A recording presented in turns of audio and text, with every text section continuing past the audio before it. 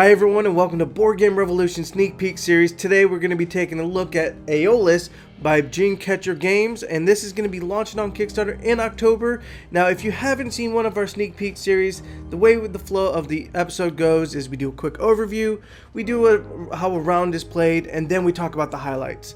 So let's go and build our city in Aeolis. Aeolis is a 1 to 7 player civilization builder where players will develop their city and plant resources, all while trying to survive against plagues, natural disasters, plunderers, raiders, and invaders over the course of 10 rounds. Each round is played over the course of 4 phases: setup, player, enemy, and conclusion phase. In the setup phase, you'll start with the queen and she'll move the round marker up 1 spot. Next, she'll produce 1 wheat and 1 wood into her supply, and then populate every resource structure on the board.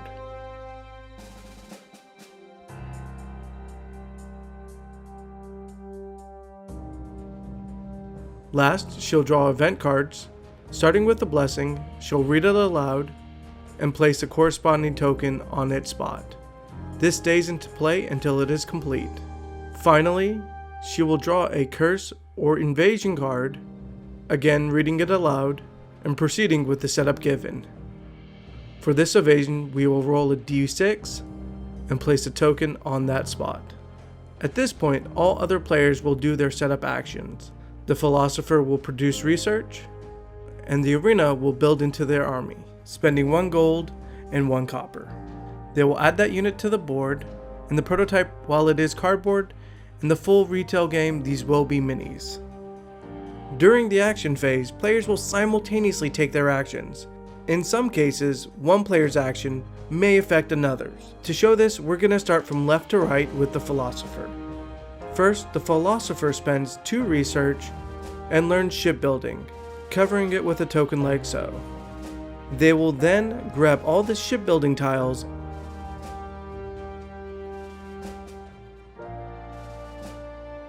and add it to the queen's build stack. Next, they will spend 1 research to discover fletching. This unlocks the archer for the arena player and they get a brand new player board. Last, they will take their movement and move 1 space to the left over the blessing. The philosopher is the only character to unlock blessings. Here, this blessing unlocks navigation, and the philosopher puts a token over the navigation technology. This is now unlocked and available to use. At this point, the blessing and the token are removed from the game. With the new tiles unlocked, the queen is ready to go. She'll spend 4 wheat to recruit 2 workers, and then spend 1 worker and 1 wood to build the fishing tile. Resource tiles can only be placed on hexes that have matching symbols, so this tile will go on top of this resource hex, producing fish every turn. At the same time, the merchant is taking his turn. Merchants can buy, sell, and donate goods for gold or morale. Seeing that meat only costs 1 gold to buy, the merchant takes 2 actions and buys 2 meats. Next, to replenish the gold that was lost, they sell 1 fire crystal for 2 money and puts it into their supply. With the arena player having nothing to upgrade or produce, they decide to move their army close to the invasion, trying to slow it down before it hits the city.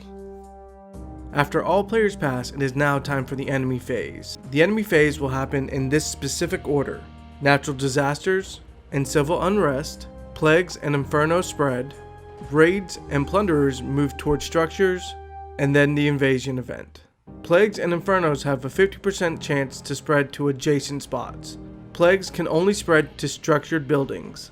Since this plague has no buildings around it, we now move to the inferno. The inferno will spread to every adjacent spot, whether it has a structure or not. You'll roll the percentage die, and any roll of 50% or above will activate a new fire.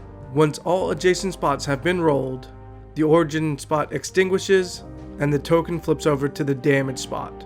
This area cannot be used until it is repaired. Last, it's now time for the invasion to move. Invasions will move directly towards the city, so players have 5 turns to take out the invasion.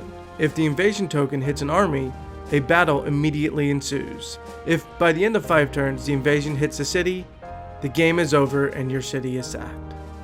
In the conclude phase of the round, players will divvy up workers, resources, and money to one another, as well as take resources from the board.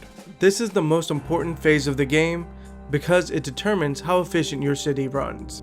Note, you can discuss which resource goes where, but the ultimate decision lies to the player who controls the resource. So why should you back Aeolis on Kickstarter? Well, number one, this is a Civ builder game. Now, notice I didn't say Civ simulation game. There is a difference, and the reason why is that a Civ builder game is actually more micromanaged into a single city. So you're building the city and its resources outside of it. So think of it like Civilization Sid Meier's edition, where you are not building multiple cities. You're actually zooming in onto the city view, determining and outlining what each region is going to build and focus on. And that's exactly what you're doing here, is you're building out your resources to produce cattle, wheat, fish, and as well as you have other advisors which are building on your technology, your temples, your arena, which is your armies, and you're controlling that land and trying to build it up before it is either sacked by an invasion or destroyed by a plague. Or it survives and flourishes in 10 rounds. Number 2, it's cooperative. That's right, so because it's a micro game where you're going into the micro dynamics of a civilization and its city, you're only controlling certain aspects. So this is where this co-op comes into play, where you're controlling one aspect, a friend is controlling another, and so on and so forth. And when that happens, that leads to an actual very interesting co-op, because you're having to work together and not against each other to actually succeed, which is similar to Pandemic, where you can do your own things and just not really succeed in the game and always fail, or you can work together to actually pass off resources, build things that you start noticing that other advisors need, so that way they can flourish as well as you, and at the same time have like the queen flourishing by sending out more workers. So it's all about really synergizing with each other and getting the best practices, not just for you but for everyone. And what I like about that is the fact that it's very punishing to you if you do not cooperate, just like City of Kings or Cult of Storm, if you guys had backed that earlier this year. Number 3, the events. So these events are what... Number 3, events. Now, the events is what changes the game state of the map, and what actually causes the game to always be different no matter how many times you play it.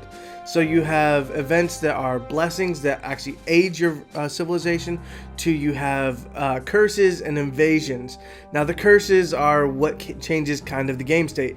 As you saw in the example of when we're going through a turn, you had plague tiles out that can start spreading throughout settlements and that can lead all the way to the city. You have infernos that will spread like wildfires, or if they don't, they'll just extinguish on their own. And these events always happen every turn.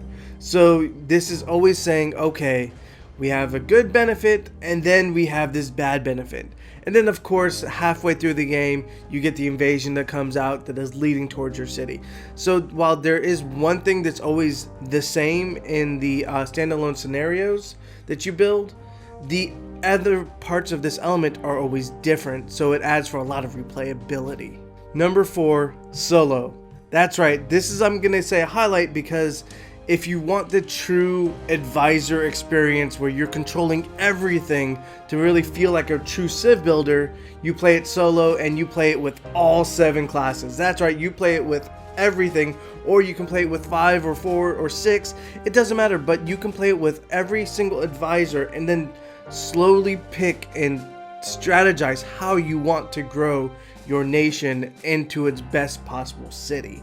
And that's really cool and really interesting to do, because you don't really get that aspect in other Civ builders. While you get little kisses in Civ strategy games where you can build some technologies, you can determine some regions are building, your food, or such like that, you never get that in-depth view that feels like a Catan-esque pandemic feel.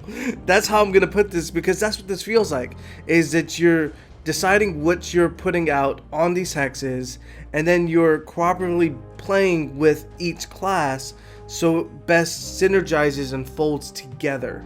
And in solo mode, that really brings out a great element. Well, if you like what you see here, please make sure to check out Aeolis on Kickstarter. And my name is Marco. You guys, have a great day.